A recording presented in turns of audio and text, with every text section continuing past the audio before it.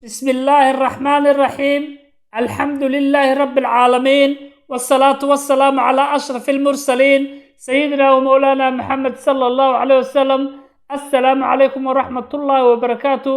waxaan halkan ka salaamayaa dhammaan Soomaali Maxamed meel walba ay joogaan. waxaaga inooga sii socon doona insha Allah qabayadii diiniga ahaa ee taxanaha.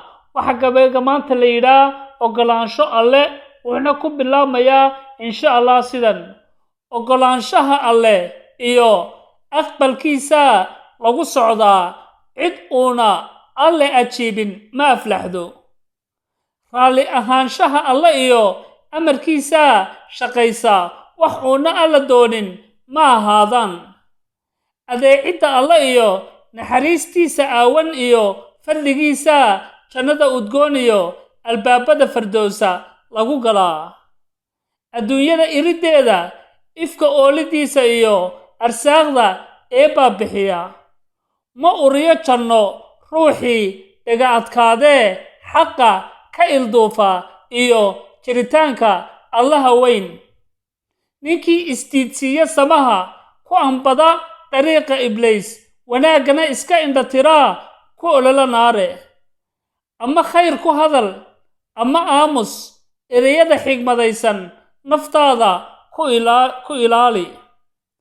ha iloobin aayaha iyo aakhiro culayskeeda, ka ilmee dembigaaga. u oomanow diinta, asal ku og nafta, raadi axdiga iyo oofi ballanta alle. ajal maratay iyo wakhti arooraysan iyo aafada iyo masiibooyinka hala ildarnaan. allihii idankiisa nagu uumow, uurka waxa ku jira ogaayow, aqooni aday kuu sugnaatay. na ilaali if iyo aakhiro, kuwii eed ayna raacin eebow naga yeel. waad mahadsantiin dhammaantiin. waxaan leeyahay amarka alle ayaynu dhammaanteen ku soconnaaye, yaan la ilaabin arrinkaas insha Allah walaalayaal. wassalaamu calaykum waraxmatullaahi wabarakaatu.